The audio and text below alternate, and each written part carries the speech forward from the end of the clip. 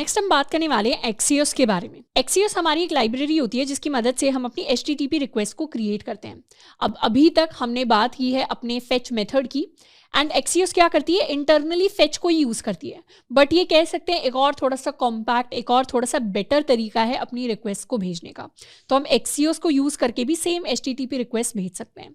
अब एक्सियोस के बारे में और इन्फॉर्मेशन के लिए हम एक्सियोस के लिंक पर जा सकते हैं। एक्सियोस गिटहब के लिए सर्च कर सकते हैं और ये हमारी एक्सियोस का लिंक आ जाएगा। अब जनरली एक्सियोस एक लाइब्रेरी है तो उसको इंस्टॉल भी किया जा सकता है। तो ये npm इंस्टॉल एक्सियस, बावर इंस्टॉल एक्सियस, यान ऐड एक्सियोस, तो इस तरीके से कई सारे डिफरेंट इंस्टॉल करने के लिंक हैं, बट हम इसको इंस्टॉल नहीं करने वाले अभी।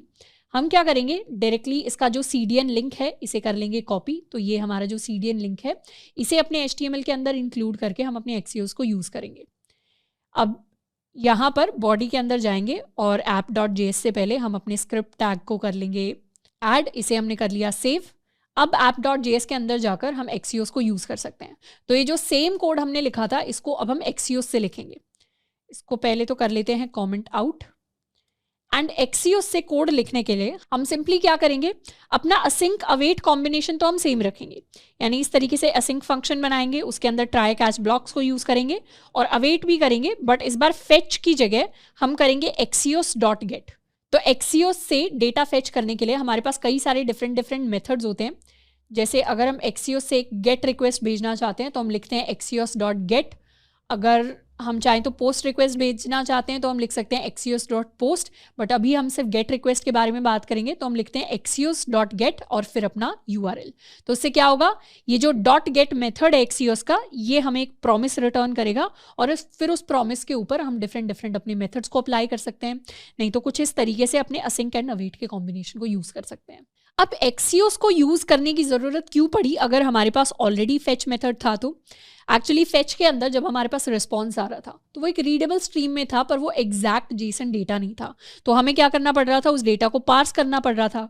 पर एक्सियोस के अंदर डायरेक्टली हमारे पास एग्जैक्ट रिस्पॉन्स आता है जो हमें चाहिए। उसके अंदर हमें डेटा को उस तरीके से पार्स नहीं करना पड़ता जैसे हम फेच के अंदर करते हैं। तो हमें एक बेटर मेथड मिल जाता है अपने डेटा को, रिस्पॉन्स को डायरेक्टली एक्सेस करने का। तो लिखने के लिए हम दोबारा से वही असिंक फंक्शन बनाएंगे, get facts. In fact, we can literally copy the same code. इस सेम कोड को हम कॉपी कर लेते हैं और इसे अनकॉमेंट कर देते हैं। तो ये हमारा गेट फैक्ट्स का कोड हो गया और अभी के लिए सिर्फ एक सिंगल रिक्वेस्ट हम भेजेंगे। ये console.log by हम हटा लेते हैं, सेव। एंड इस बार ये वाला जो मिडिल वाला स्टेप था इसको हम हटा सकते हैं और डायरेक्टली हम अपने रिस्पॉन्स को प्रिंट करवाएंगे। और यहाँ फेच URL की जगह हम लिखने वाले हैं एक्सियोस डॉट गेट और गेट के अंदर पास कर देंगे अपना URL। तो इतने पार्ट को कर लेते हैं सेव एंड यहाँ पर आकर रिफ्रेश। तो अब गेट फैक्ट्स को हम कॉल लगाएंगे तो हमारे पास क्या आ गया, डायरेक्टली हमारा ये रिस्पॉन्स आ गया। और इस रिस्पॉन्स के अंदर अब रीडेबल फॉर्मेट नहीं, डेटा के अंदर हमारा प्रॉपर डेटा हम एक्सेस कर सकते हैं। तो हम सिंपली लिख सकते हैं response dot data, save, refresh, get facts. तो हमारा पूरा का पूरा डेटा आ जाएगा और डेटा के अंदर हम चाहें तो डॉट फैक्ट कर सकते हैं, तो हमारा फैक्ट ही आ जाएगा प्रॉपर प्रिंट होकर। तो इस तरीके से डेटा को जो दोबारा पार्स करने वाला स्टेप था उसको हमने रिमूव कर दिया एक्सियोस से और हम डायरेक्टली अपने जेसन डेटा को एक्सेस कर सकते हैं। अब हम थोड़ा सा JS के साथ HTML को भी कनेक्ट करेंगे। इस नीचे वाले कोड को हम हटा सकते हैं क्योंकि ये बस रिडंडेंट है। हमने अभी जो कोड लिखा है हम अपने बॉडी के अंदर एक H1 बना लेते हैं हेडिंग, और इसके अंदर हम लिखेंगे गेट रैंडम कैट फैक्ट्स, और फिर हम एक बटन बना लेते हैं शो न्यू फैक्ट, और इसके नीचे हम बना सकते हैं अपना कोई पैराग्राफ, और पैराग्राफ को हम एक ID दे सकते हैं रिजल्ट, या इसे हम एक ID दे सकते हैं फैक्ट। इसे कर लेंगे रिफ्रेश। तो बेसिकली हमारे पास आ गया गेट रैंडम कैट फैक्ट्स और हमने एक बटन बना लिया शो न्यू फैक्ट। हम चाहते हैं जैसे ही इस बटन को क्लिक किया जाए हमारे पास नीचे जो पैराग्राफ है, मतलब एलिमेंट्स में बॉडी के अंदर ये जो हमारा पैराग्राफ है अभी जो खाली है, इसके अंदर हमारा नया फैक्ट आ जाए। तो अभी तक तो हमने कंसोल के अंदर फैक्ट को प्रिंट करवाया, हम चाहते हैं वो HTML के अंदर भी प्रिंट होकर आ जाए। तो वो चीज़ हम एक बार करने वाले हैं। तो app.js के अंदर जाकर हमारा फंक्शन ऑलरेडी एग्जिस्ट करता है जो हमारे URL को कॉल करेगा और उससे हमारे पास एक रैंडम फैक्ट आ जाएगा। पर उससे पहले, क्योंकि हम चाहते हैं बटन के क्लिक होने पर कुछ होना चाहिए, तो इस बटन के लिए हम एक इवेंट लिसनर ऐड कर सकते हैं। Let btn is equal to document dot query selector. हमारे पास क्योंकि सिंगल बटन है तो हम बटन को एक्सेस कर लेंगे और बटन के ऊपर हम ऐड कर देंगे एक इवेंट लिसनर जो क्लिक इवेंट को यूज़ करेगा। उसके बाद हम एक कॉल बैक ऐड कर देंगे और ये इस कॉल बैक से अभी हम बस प्रिंट करवाने वाले हैं बटन वॉज क्लिक्ड। से कर लेते हैं सेव एंड रिफ्रेश। तो जैसे ही बटन को क्लिक करेंगे हमारे पास प्रिंट होकर आता रहेगा बटन वॉज क्लिक्ड। अब जैसे ही बटन को हम क्लिक करवा रहे हैं वैसे ही हम चाहते हैं कि बटन को क्लिक करवाने से हमारे गेट फैक्ट्स वाले फंक्शन के पास एक कॉल चली जाए और हमारे पास एक रैंडम फैक्ट आ जाए। तो हम चाहते हैं जैसे ही बटन क्लिक हो वैसे ही एक कॉल चली गई गेट फैक्ट्स को और गेट फैक्ट से हमारे पास कोई रैंडम फैक्ट आ जाए। Let fact is equal to get facts. यहाँ से इसका नाम फैक्ट की जगह हम कर लेते हैं आउटपुट या रिजल्ट, इसे कर लेते हैं आईडी को रिजल्ट, ताकि बहुत सारे फैक्ट हो तो हम कंफ्यूज ना हो जाए। और ये गेट फैक्ट्स वाला फंक्शन क्या करेगा, ये एपीआई को कॉल करेगा और जो भी हमारे पास रिजल्ट के अंदर डेटा के अंदर फैक्ट होगा उसे ये रिटर्न करवा देगा। तो इस फंक्शन का काम है to return result dot data dot fact. लेकिन अगर कोई भी एरर आ जाती है तो उस केस में क्या रिटर्न कराएगा, उस केस में ये रिटर्न कराएगा नो फैक्ट फाउंड। तो अगर हमारे पास कुछ भी गलत हो जाता है, लेट्स सपोज कल को ये एपीआई एंड पॉइंट काम करना बंद कर देता है, तो उस केस में हम रिटर्न करेंगे नो फैक्ट फाउंड। नहीं तो हमारे पास जो भी रिजल्ट आएगा, रिजल्ट के अंदर जो भी डेटा होगा, डेटा के अंदर जो भी कैट वाला रैंडम फैक्ट होगा उसे हम रिटर्न कर देंगे। और जैसे ही वो फैक्ट यहाँ पर आएगा अभी के लिए उसे कंसोल डॉट लॉग करके हम करवा लेते हैं प्रिंट। इसको कर लिया हमने सेव, रिफ्रेश। जैसे ही बटन को क्लिक किया हमारे पास एक प्रॉमिस आया है, प्रॉमिस के अंदर एक रिजल्ट है a cat has ability to rotate their ears. तो इस तरीके से एक रिजल्ट आ गया। ये प्रॉमिस क्यों आ रहा है, प्रॉमिस इसलिए आ रहा है क्योंकि बेसिकली हम एसिक फंक्शन को कॉल लगा रहे हैं। तो ये जो कॉल है इसके लिए भी हमें अवेट करना पड़ेगा। अब ये क्योंकि एक असिंक फंक्शन है तो ये हमें हमेशा एक प्रॉमिस रिटर्न करेगा। तो हम क्या कर सकते हैं, ये जो फैक्ट है ये हमारा एक प्रॉमिस आ गया, इस प्रॉमिस के अंदर हमारा कुछ रिजल्ट होगा। तो हम इस प्रॉमिस के रिजॉल्व होने के लिए हमारा ये जो कॉल बैक है इसे एक असिंक टाइप का कॉल बैक बना सकते हैं और अपने गेट फैक्ट्स को भी हम अवेट कर सकते हैं। तो बेसिकली गेट फैक्ट्स एक एसिंक्रोनस फंक्शन है, तो हमने क्या किया, अवेट को यूज करने के लिए इस वाले कॉल बैक को भी एसिंक्रोनस बना दिया। एंड जब गेट फैक्ट से फैक्ट आएगा तो ये जो प्रॉमिस होगा ये ऑलरेडी रिजॉल्व होगी वैल्यू। Save, refresh. इस बार हम गेट न्यू फैक्ट बटन को क्लिक करेंगे तो हमारे पास क्या आ जाएगा, अपना एक फैक्ट आ जाएगा। तो कैसे चला ये काम, प्रोसेस कैसे हुआ, प्रोसेस में अभी हमने बटन के ऊपर ऐड इवेंट लिसनर किया। जैसे ही बटन पर क्लिक किया जाता है हमारा एक असिंक कॉल बैक रन करेगा। Async callback get facts को कॉल लगाएगा। गेट फैक्ट्स जब तक वैलिड डेटा रिटर्न नहीं करता हम वेट करेंगे। तो गेट फैक्ट्स के अंदर हमारी एपीआई कॉल जाएगी, एपीआई कॉल में हम फैक्ट रिटर्न करेंगे। जैसे ही फैक्ट रिटर्न हो जाएगा उसको हम प्रिंट करवा रहे हैं। पर हम चाहते हैं कि जो ये रैंडम फैक्ट्स हैं जिनको हम प्रिंट करवा रहे हैं, ये रैंडम फैक्ट्स वाला डेटा हम अपने इस रिजल्ट के अंदर डालें। तो रिजल्ट को हम एक्सेस कर सकते हैं, लेट रिजल्ट या पैराग्राफ ही बोल देते हैं, डॉक्यूमेंट डॉट क्वेरी सिलेक्टर। हमारी रिजल्ट वाली आईडी से हम इसे एक्सेस कर लेते हैं एंड पैराग्राफ के इनर टेक्स्ट के अंदर हम असाइन कर सकते हैं अपना फैक्ट। Save, refresh. तो show new fact, same fact आ गया। शो न्यू फैक्ट, तो अब दूसरा फैक्ट आ गया। शो न्यू फैक्ट, तीसरा फैक्ट आ गया। इस तरीके से हम डिफरेंट फैक्ट्स जो हैं उनको प्रिंट करवा सकते हैं और कंसोल डॉट लॉग कर देते हैं कमेंट आउट। तो हमारा एक नया पेज बन गया जिसमें एक बटन के क्लिक करने पर हमारे पास रैंडम कैट फैक्ट्स जो हैं वो प्रिंट होते हैं फॉर एनी कैट लवर्स। इस तरीके से कई सारी डिफरेंट और एपीआईज भी एग्जिस्ट करती होंगी। हम चाहें तो सेम काम अपनी डॉग एपीआई के लिए भी कर सकते हैं। डॉग एपीआई के लिए कैसे कर सकते हैं, हम अपनी डॉग्स वाली एपीआई पर जा सकते हैं। दिस वाज आवर एपीआई, ये हमारा एपीआई एंड पॉइंट था। एक और वेरिएबल बना लेते हैं कुछ यहाँ पर, let url2 is equal to this value. और ये डॉग एपीआई क्या करेगी, हम एक रैंडम इमेज ला कर देगी। तो सेम चीज़ कर लेते हैं, इस बार गेट रैंडम कैट फैक्ट्स की जगह गेट रैंडम इमेज को हम कॉल लगाएंगे शो, एंड ये हमारा रिजल्ट। तो ये हमने चेंज कर दिया अपने नाम, और अब app.js के अंदर ऊपर वाला ये जितना भी कोड है हमारा गेट फैक्ट्स का, इसका सिर्फ इतना पार्ट हम यहाँ पर शिफ्ट कर लेते हैं और इस कोड को कॉपी करके कर देते हैं कमेंट आउट। अब हम इमेजेस को शो कराने के लिए कोड लिखेंगे। तो इस इमेजेस वाले कोड में सबसे पहले तो URL हमने ऑलरेडी लिख लिया है ऊपर, दिस इज माय URL2। तो हम किसे कॉल लगाएंगे, हम URL2 को कॉल लगाएंगे। जैसे ही बटन पर क्लिक किया जाए वैसे ही हम चाहते हैं कि हमारे पास हमारी इमेज आ जाए। तो अभी के लिए इमेज आ रही है नहीं आ रही है उस पर ध्यान नहीं देते, गेट इमेज का हम एक फंक्शन बनाएंगे। गेट इमेज में हम कॉल लगा रहे हैं अपने URL2 पर और हमारे पास कुछ रिजल्ट आ रहा है। जैसे ही रिजल्ट आ रहा है सबसे पहले तो हम console.log करके उस रिजल्ट को करवा लेंगे प्रिंट। तो अभी के लिए इवेंट लिसनर पर ज़्यादा ध्यान नहीं देना, अभी के लिए गेट इमेज पर ध्यान देना है। और यहाँ लिख लेते हैं no image found, save, refresh. जैसे ही हम अपने गेट इमेज पर कॉल लगाएंगे, गेट इमेज फंक्शन पर कॉल लगाई, हमारे पास ये डेटा आया। डेटा के अंदर, रिजल्ट के अंदर डेटा है, डेटा के अंदर हमारे पास मैसेज है, मैसेज के अंदर URL है हमारी इमेज का। तो क्या है, रिजल्ट के अंदर डेटा है, डेटा के अंदर हमारे पास मैसेज है। सेव करेंगे, रिफ्रेश करेंगे, इस बार एग्जीक्यूट करेंगे गेट इमेज को तो हमारे पास डायरेक्टली URL आएगा। URL को खोलेंगे तो URL के अंदर क्या है, URL के अंदर हमारे पास एक डॉग की इमेज है। तो हमें इसी डॉग की इमेज को प्रिंट करवाना है, यानी शो करवाना है।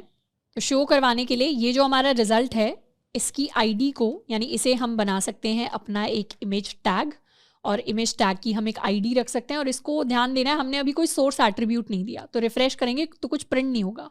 तो सोर्स एट्रीब्यूट अभी नहीं दिया है, तो यहाँ से result dot message dot data dot message, ये जो वैल्यू है ये रिटर्न हो जाएगी। मैसेज के अंदर क्या है, बेसिकली हमारी इमेज का URL है, नहीं तो हम रिटर्न कर देंगे नो इमेज फाउंड, या फिर हम सिंपली एक स्लैश भी रिटर्न कर सकते हैं, यानी खाली URL। और बटन के अंदर हम कॉल लगाएंगे अपने गेट इमेज को। गेट इमेज को कॉल लगाएंगे तो ये हमें कोई URL रिटर्न करेगा या कोई लिंक रिटर्न करेगा इमेज का, और उसके लिए हम अवेट कर सकते हैं। जैसे ही लिंक आ जाएगा हम console.log करके अपने लिंक को करवा देंगे प्रिंट। सेव किया, रिफ्रेश किया, अब शो बटन पर क्लिक करेंगे तो लिंक आ गया। दोबारा शो बटन पर क्लिक करेंगे, सेकंड लिंक आ गया। तीसरी बार क्लिक करेंगे, थर्ड लिंक आ गया। अब हम चाहते हैं इन लिंक्स को प्रिंट करवाने की बजाय हम एक्चुअली इनकी वैल्यू को असाइन करें।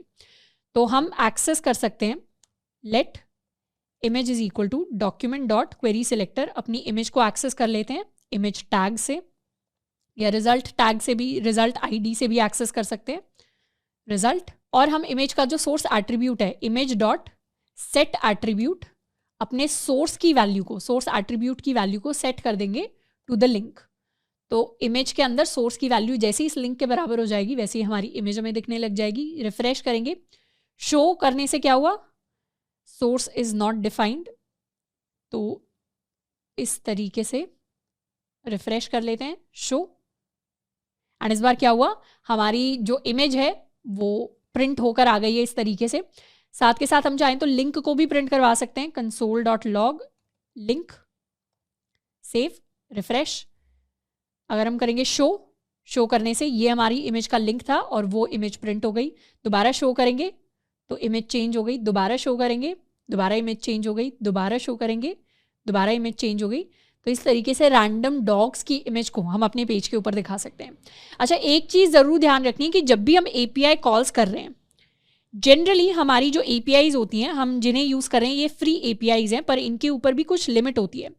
इस तरीके की कुछ लिमिट्स होती हैं कि 1 मिनट में हम सिर्फ 15 कॉल्स कर सकते हैं या 20 कॉल्स कर सकते हैं। तो हर API की अपनी एक लिमिट होती है। तो जब भी हम फ्री APIs को यूज़ कर रहे हैं, कोशिश करनी है उन्हें ज़्यादा यूज़ नहीं करनी। और API को कॉल करने के लिए लूप तो बिल्कुल भी नहीं लगाने, क्योंकि उससे क्या हो सकता है, अगर हम फ्री APIs या इस तरीके की रेट लिमिट वाली APIs को यूज़ कर रहे हैं तो एक पॉइंट के बाद हो सकता है अगर हमने कोई लूप लगा लिया, बार बार हम उस API को बहुत सारी कॉल्स भेज रहे हैं, तो वो हमारे अकाउंट को ब्लॉक भी कर सकती हैं। या फिर हो सकता है कि हमारे पास कुछ एरर आ जाए, वो API काम ही करना बंद कर जाए।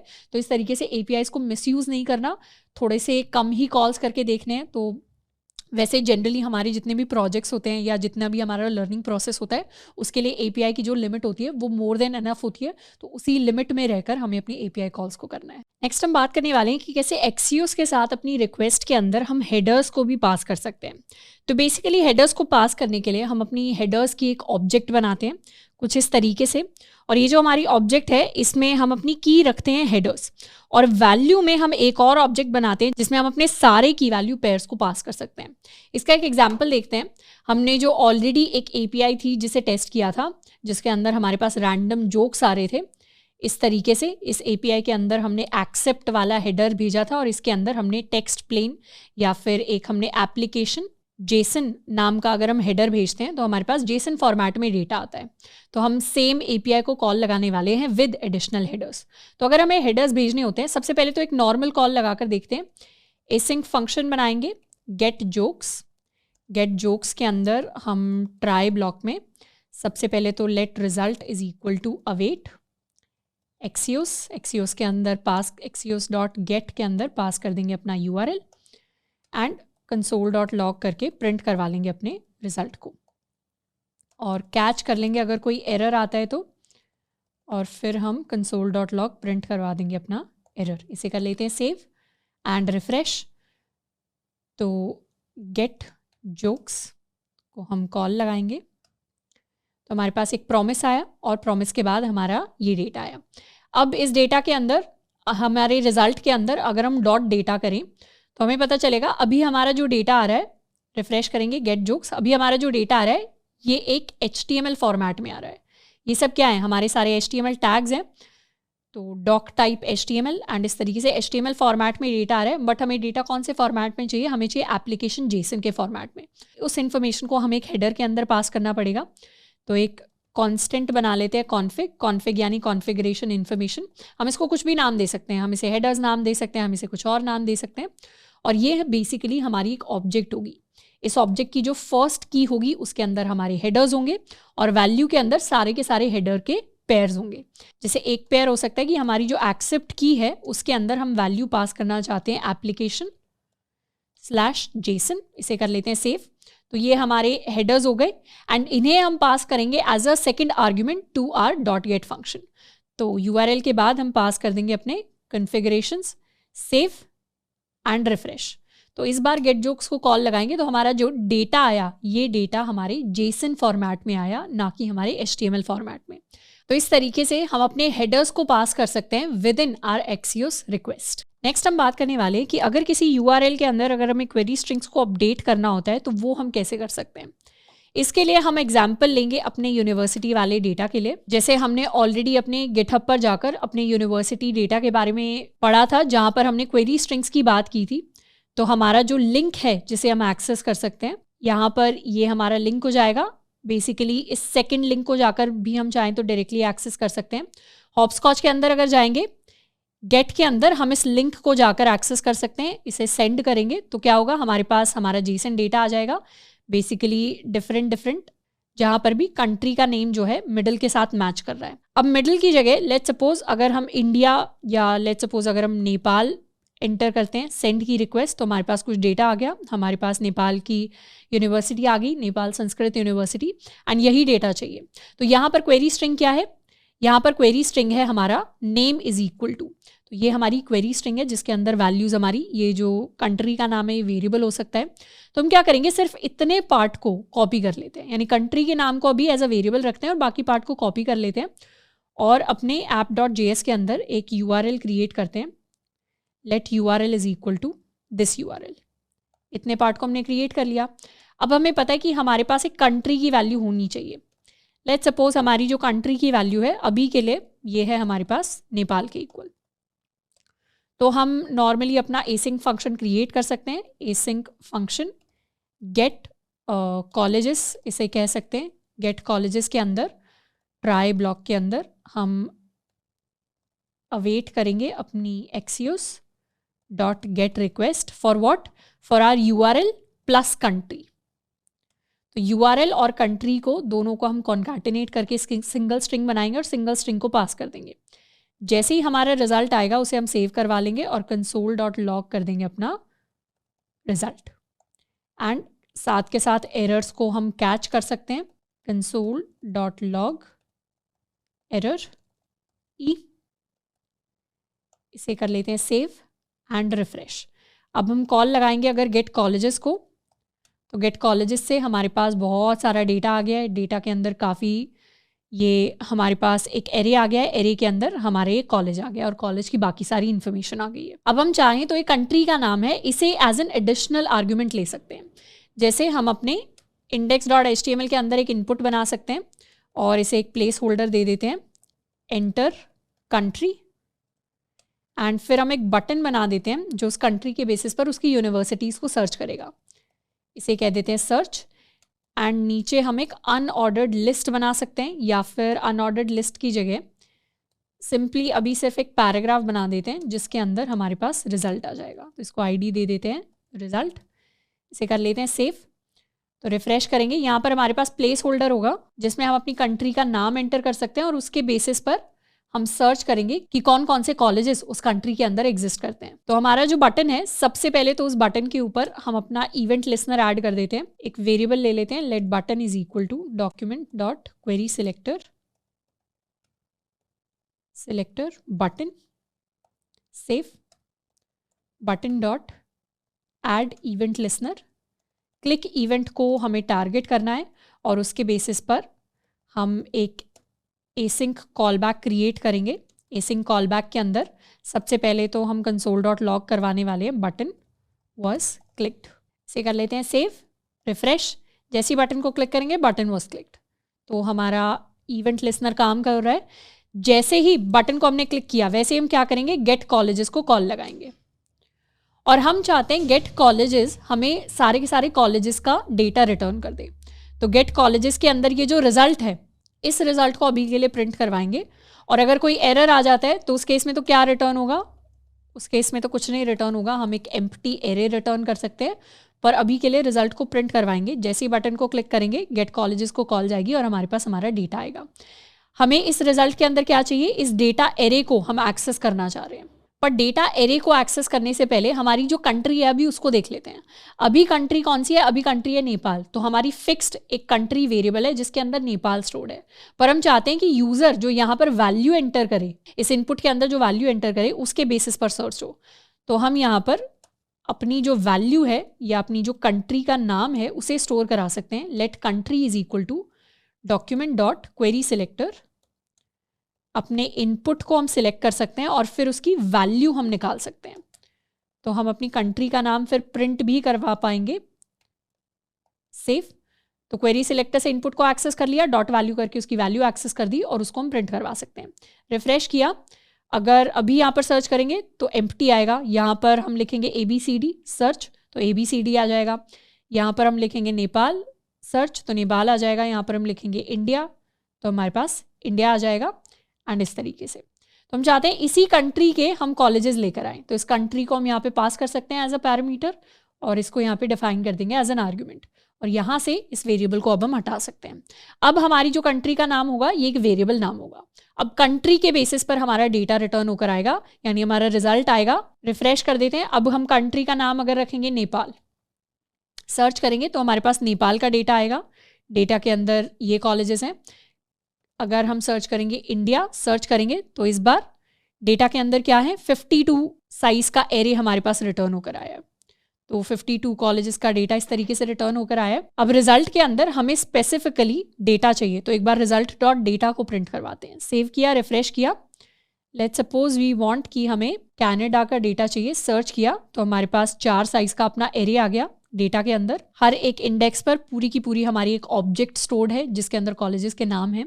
तो हम क्या कर सकते हैं, सिर्फ इस रिजल्ट डॉट डेटा को हम कर सकते हैं रिटर्न। तो हम रिटर्न कर सकते हैं यहाँ से रिजल्ट डॉट डेटा को। तो जैसे ही गेट कॉलेजेस हमें डेटा रिटर्न कर देगा तो हम उसे कहीं पर स्टोर करवा लेंगे। Let colleges is equal to get colleges of this country and इसे हम कर देंगे अवेट, क्योंकि ये क्या है, ये एक एसिंक्रोनस फंक्शन है। तो इसके लिए हमें अवेट करना पड़ेगा और जैसे ही आ जाता है वैसे ही हम कॉलेजेस को प्रिंट करवा देंगे। तो क्या हो रहा है, बटन के ऊपर जैसे ही क्लिक किया, बटन क्या करेगा, कंट्री निकाल लेगा इनपुट से। जैसे ही बटन ने कंट्री निकाल ली, वैसे ही वो कॉलेजेस को, गेट कॉलेजेस को कॉल लगा देगा। गेट कॉलेजेस क्या करेगा, हमारी एपीआई को कॉल लगाएगा, उसके ऊपर एपीआई के अंदर कैसे हमें क्वेरी स्ट्रिंग को ऐड करना है वो तो हमें पता ही चल गया, इतना पार्ट नॉर्मल रखना है और वैल्यू अपने आप कॉन्कैटिनेट हो जाएगी। उसके बाद हमारा जो रिजल्ट आएगा, रिजल्ट डॉट डेटा, उसे हम रिटर्न कर देंगे, यानी हमारा जो एरे आएगा सारे के सारे डेटा को वो रिटर्न हो जाएगा, और एरर आ गया तो एम्प्टी एरे रिटर्न हो जाएगा। और फिर जो भी हमारे पास कॉलेजेस का एरे आएगा, ये हमारा कॉलेजेस का एरे है, इसे हम चाहें तो COLARR भी कह सकते हैं, कॉलेज एरे। तो जो कॉलेज एरे की वैल्यू होगी उसे हम प्रिंट कर देंगे। रिफ्रेश करेंगे, कनाडा के लिए सर्च किया तो उसके कॉलेज एरे की वैल्यू आ गई। इंडिया के लिए सर्च किया तो इंडिया के जो कॉलेजेस का एरे है वो हमारे पास आ गया। अब हम चाहते हैं कॉलेजेस के एरे से एक एक जो कॉलेज का नाम है वो हमारे पास प्रिंट होकर आ जाए। तो उसके लिए ये जो हमारा रिजल्ट था इसे हम कन्वर्ट कर सकते हैं टू एन अनऑर्डर्ड लिस्ट, और इसे अब हम आईडी दे सकते हैं एक लिस्ट की। तो ये हमारी अनऑर्डर्ड लिस्ट आ गई हमारे पास, और अनऑर्डर्ड लिस्ट के अंदर हम सारे के सारे कॉलेजेस की लिस्ट बनाएंगे। इसको कर लेते हैं सेव। तो एक फंक्शन कॉल कर सकते हैं अपने कॉलेजेस एरे के लिए, इसको कह सकते हैं शो। एक नया फंक्शन बनाएंगे शो नाम से, जिसके अंदर अपने कॉलेजेस का एरे हम पास कर देंगे। यहाँ से इसे हटा लेते हैं और शो फंक्शन को लिखते हैं फंक्शन शो। फंक्शन शो के अंदर हमारे पास हमारे कॉलेजेस का एरे आया है, तो इसके अंदर एक फॉर ऑफ लूप लगा लेते हैं। कॉलेज ऑफ कॉलेज एरे के लिए हम console.log प्रिंट करके इंडिविजुअली हर एक कॉलेज को प्रिंट करवा सकते हैं। रिफ्रेश किया, लेट्स सपोज हम कनाडा के कॉलेजेस के लिए सर्च कर रहे हैं, तो ये सारे कॉलेजेस आ गए, 3 कॉलेजेस कनाडा के, ये फर्स्ट है, ये सेकंड है, ये थर्ड है, 3 नहीं 4 हैं कॉलेजेस। एंड कॉलेजेस के इस ऑब्जेक्ट के अंदर हमें लेट्स सपोज सिर्फ नेम प्रिंट करवाना है, तो हम डॉट नेम कर सकते हैं, college dot name. Save, refresh.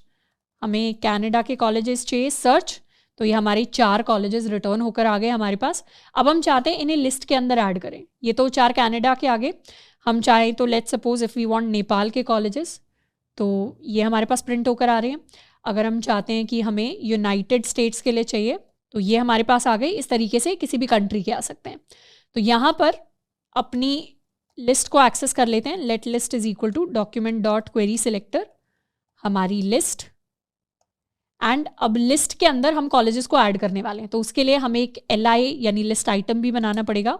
तो एक नया आइटम क्रिएट करेंगे हर एक कॉलेज के लिए, डॉक्यूमेंट डॉट क्रिएट एलिमेंट, या let LI is equal to document dot create element. Create element के अंदर मुझे लिस्ट आइटम चाहिए। लिस्ट आइटम के इनर टेक्स्ट में हम ऐड कर देंगे अपना कॉलेज का नेम, एंड फिर लिस्ट के अंदर अपेंड चाइल्ड कर देंगे, डॉट अपेंड चाइल्ड हमारा लिस्ट आइटम। इसे कर लेते हैं सेव। मतलब इतना जो पार्ट होगा, इतने पार्ट से हम अपना लिस्ट आइटम क्रिएट कर रहे हैं, उसके टेक्स्ट के अंदर अपने कॉलेज का नाम लिख रहे हैं और फिर उसे लिस्ट के अंदर अपेंड कर रहे हैं। Save and refresh. अब लेट्स सपोज हमें कनाडा का डेटा चाहिए, सर्च किया तो cannot read properties of null in append child, ये एरर आया हमारा लाइन नंबर 19 पर हमने लिस्ट डॉट अपेंड चाइल्ड लिखा हुआ है। अच्छा, यहाँ पर ये जो लिस्ट है ये हमारी आईडी है, तो क्वेरी सिलेक्टर में हमने लिस्ट लिख दिया, आईडी कर लेते हैं। रिफ्रेश किया, दोबारा कनाडा के लिए सर्च किया तो 4 कॉलेजेस आ गए और इनकी लिस्ट भी आ गई।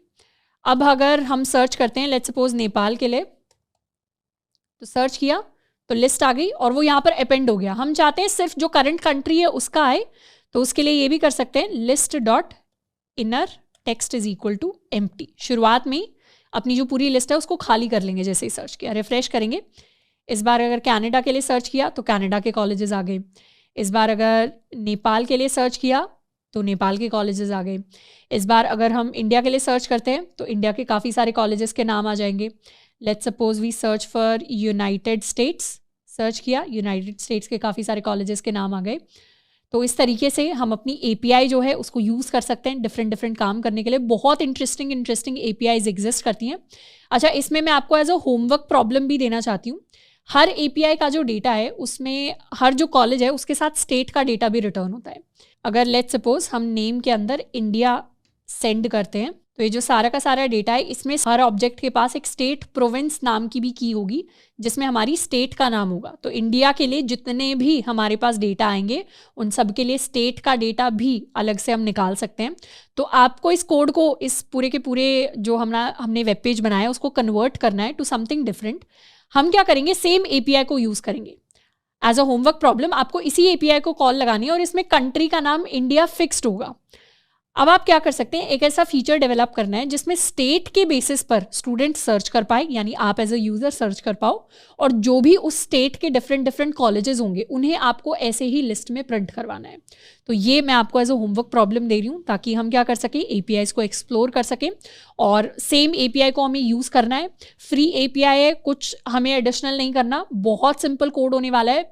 मैक्सिमम ऐसा ही दिखेगा वो कोड, बिल्कुल सिंपल तरीके से, जैसे हमने कंट्रीज़ के लिए प्रिंट करवाया है, आपको स्टेट के लिए प्रिंट करवाना है।